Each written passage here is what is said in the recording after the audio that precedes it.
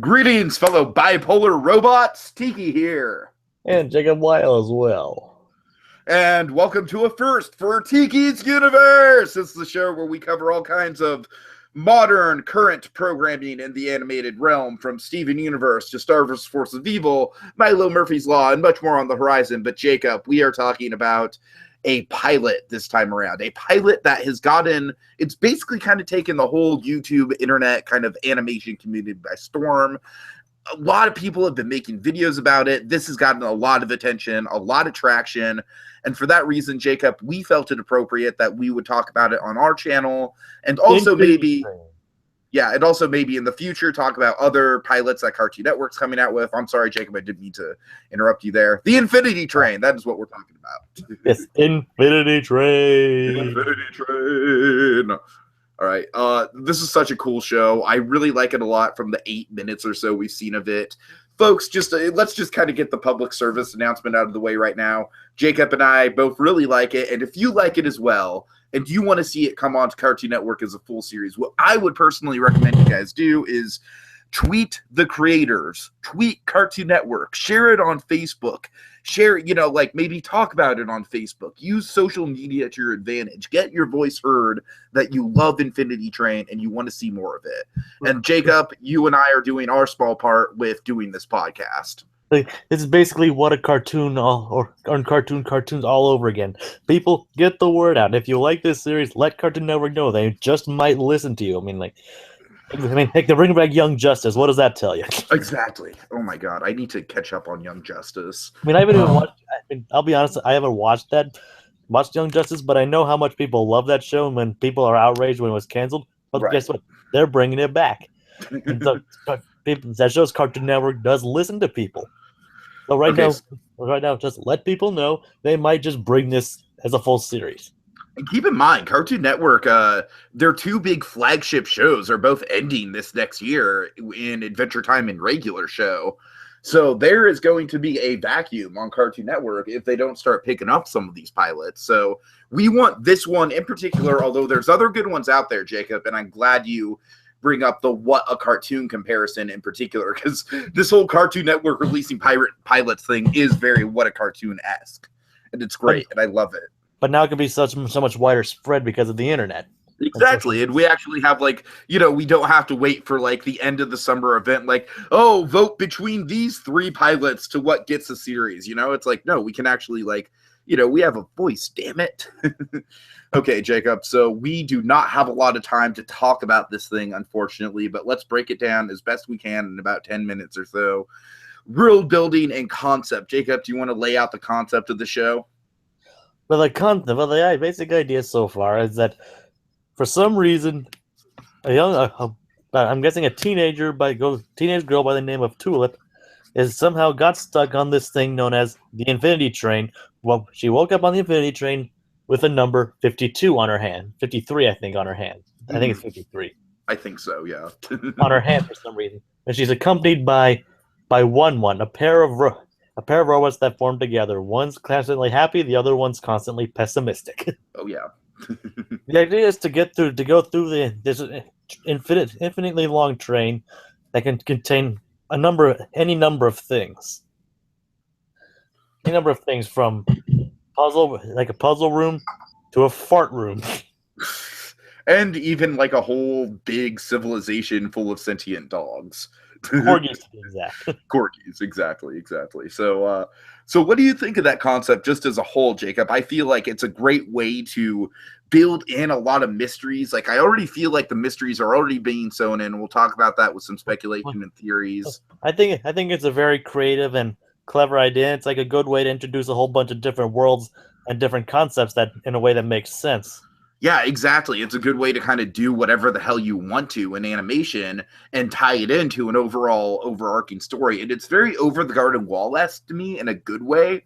It's like Over the Garden Wall meets Rick and Morty almost. In a way, yes. That's actually a really good way to describe it.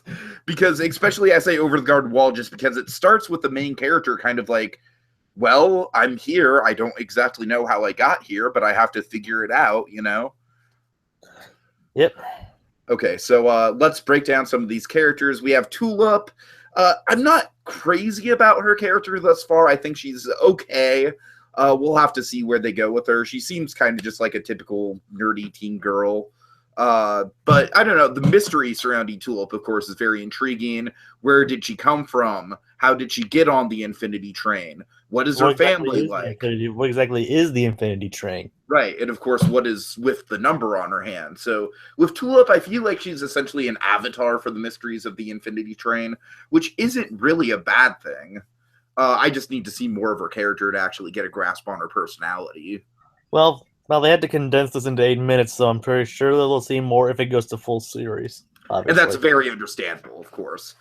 Let's talk about the character with the most personality, because he literally has 2 personalities. One the robot. This guy was, yeah, he was great. The one thing I have to say, though, Jacob, very, very similar to Marvin from Hitchhiker's Guide to the Galaxy, at least in the pessimistic side of 1-1. Maybe I should start writing your obituary. I mean, don't you agree, though? I mean, I don't know if you're familiar with Hitchhiker's Guide, but... I'm familiar with it, I just haven't read the book or even really watched them. I just know some of the basic concepts of the book. Okay, well, you'd really have to kind of dive into Marvin's personality, but Marvin's personality is essentially the same thing as the negative side of 1-1. It's just like a very pessimistic, like, think of it as like a depressed C-3PO, it's like, we're never going to get out of this alive, are we? I really need to read the book. Yeah, the movie's okay too. He's voiced by Alan Rickman in the movie. Nice. Anyways, Jacob, so 1-1 on a whole, I feel like there's a lot of interesting things you can do with the character. Of course, the split personality thing is great. You can kind of maybe have both of the different sides of his personality have different story arcs and development throughout the course of the series. Overall, I think the humor is good, if not a little kind of reminiscent of Hitchhiker's Guide a little bit. But again, that's a small nitpick on my part. So overall, I like the character, and I do think the character could lead to some intriguing developments along the way. And then we come across Atticus. Which is basically Doug from Up in the form of a king. And better sentence structure. Yeah. Okay, so Jacob, my favorite gag in the whole episode is when Tulip is trying to get Atticus to come outside after the monster shows up for the first time. You want to go outside? You want to go outside? You want to go outside? You go outside? I don't know if I want. You want to go outside? Yeah, yes, I do. You want to go? Yes, I do want to go outside. I'm outside now. Typical dog. Jacob, I just want to point this out. I feel like serious talking dogs, like almost kind of like a Brian Griffin or something like that. I hate to use the Brian Griffin in early Family Guy is a good example. Like, and Doug is also another great example of a dog that's supposed to be characterized and yet slips back into its dog ways, like the whole squirrel gag with Up and stuff like that. Jacob, that is just one of the things that just tickles my funny bone to the core, and just I'll always laugh at stuff like that. Like, yeah, it's simple, but it works. Like the whole thing where Atticus has to get carried across the river, and he's like, "I warn you, we corgis are a prideful race." And then he's like just struggling, like, "Ooh, stop! Put me down! Put me down!" And yeah. Oh god. And what about the fact that the shadow that they thought was the thing that they thought was the shadow was a spider on a searchlight? And then Atticus just proceeds to just eat that spider, which is shockingly dark, I thought. I don't know. I mean, I'm fine with it. I was just like, oh, wow, that's a little bit of a dark imagery right there. Just a dog straight up eating a spider. It's like, screw you, Charlotte's Web. That spider's dead. Well, at least they didn't try to establish the spider as a major character or anything. Of course, right. So it softens the blow a little bit, and like it's not like Big Jim from from Gravity Falls or. Oh God, you remember him? Yes, I do. It's not like him where they actually gave him a personality and established his character and then killed him off immediately. Okay, let's see. Atticus as a character in general is someone who I'm really looking forward to seeing more of if it goes to series, because I feel like he could definitely be like, it's great, Jacob, because he's both kind of I feel like he knows more about the Infinity Train than maybe a bunch of other characters do, but he's also just got that playful dog-like nature to him, just by his very nature. So I like the contrast. And I like the gag where he tries to explain how the door works. Like, first, you put your paw in it. Then you turn it. That's how you open it. Hey, we're just introducing this technology, okay? We've been working on this technology for decades. Yes. And then he's just, of course, he's all into the back rubbers. The back rubbers the stomach rubbers can only scratch our backs now, and that's useless. But then we get introduced to the creature. Yes, very, very over the garden wall / Gravity Falls-esque dragon, which is one of the main reasons why I'm excited. Jacob, I'm sorry. That's one of the main reasons why I'm excited to see this show potentially go to series. Is we have kind of lost that whole dark. I mean, Star vs. Force of Evil kind of dives into it from time to time, but that's certainly not what that show's focused on in the way that Gravity Falls was focused on it. So this villain really intrigues me. The mechanical quality to it, I love the mechanical quality to it mixed with the ghostly imagery of the face. It's a great kind of contrast. It's almost steampunk-esque, I want to say. Yeah, I can see that. Yeah, there's not a lot of steam, but I can see where it's like steampunk. Like it looks like it's steampunk. Yeah, right. I mean, there's not a lot of steam. I'm just talking about like the overall design, like with the pipes and everything. Yeah, I get that, and the whole fire thing and the sure. Yeah. There's theories that this character might not be all that evil, that it's actually just the ticket taker for the Infinity Train. What do you think of that?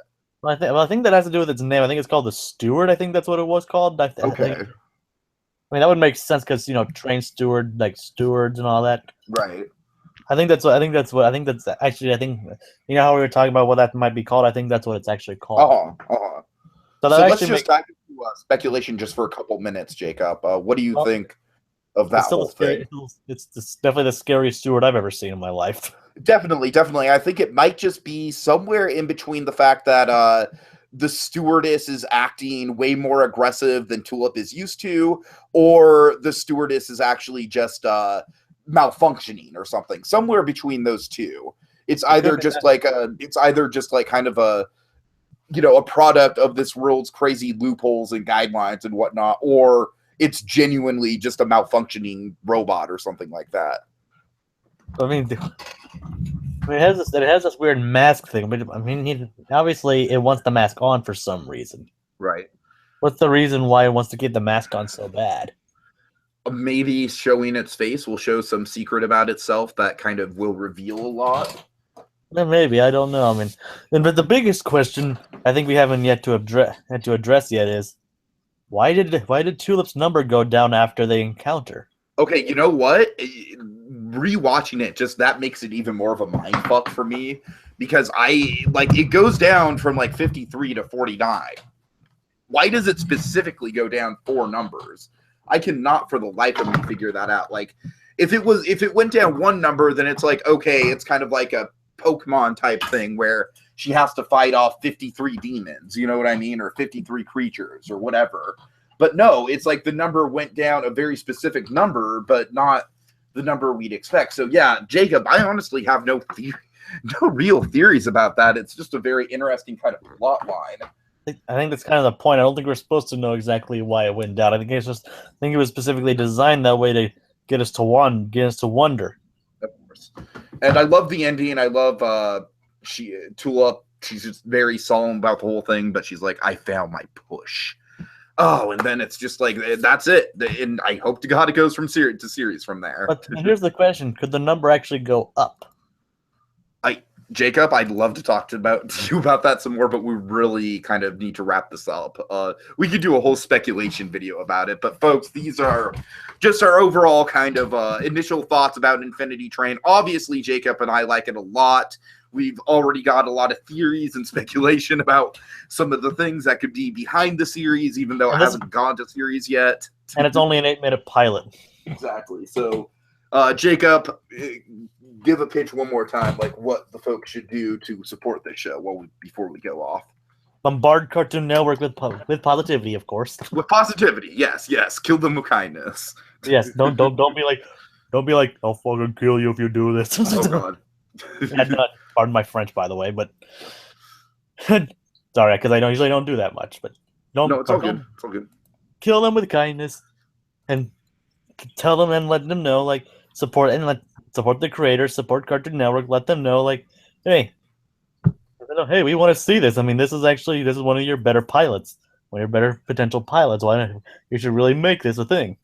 Sure. Like, Cartoon Network has Facebook. Whenever they post something, find their post about it on Facebook and share that as much as you can. Put comments on it. Tweet them to Cartoon Network on their Twitter. Tell them that you like it there. Like, tell them, like, we really like Infinity Train. Like, just bombard them with Infinity Train. If you really want to see it, just let them know. We want to see Infinity Train. And Jacob, I want to just quickly point out before we go out, I am a fan of the way that Cartoon Network is releasing these pilots in general. And folks, if you have any other pilots that you want us to cover, by all means, leave a comment, and I'd be totally willing to do a review of it, just if we get one comment saying so. Because, gosh darn it, Jacob, we are accessible to our fans in that way, are we not? Yeah, we are. So, just if you want to see a particular Cartoon Network pilot that's been uploaded to the YouTube channel, I know Victor and Valentino has been another one that's been getting not as much hype as Infinity Train, but a lot of people are kind of getting on board with it as well. So there's certain others that are getting some traction. So it doesn't even have to be just Cartoon Network. It can be anything. Well, I would kind of keep it to Cartoon Network just because of the format of them releasing it through their YouTube channel. But I know, but I'm sure with this, probably other people will start doing the same thing eventually. Hopefully. I mean, I'd like to see a format like this for Nickelodeon. I think Nickelodeon is the one that needs it the most, for God's sake. So, okay, Jacob. Just remember, Nickelodeon could have had Adventure Time. That's what I'm saying. We should just end out on that. All right, folks. So, thank you for watching, and in the meantime, always be sure to avoid the fart train. Yes. You want to go out? You want to go outside, buddy? You want to go outside? I want to go outside. You want to go outside? You want to go outside? I'm outside now.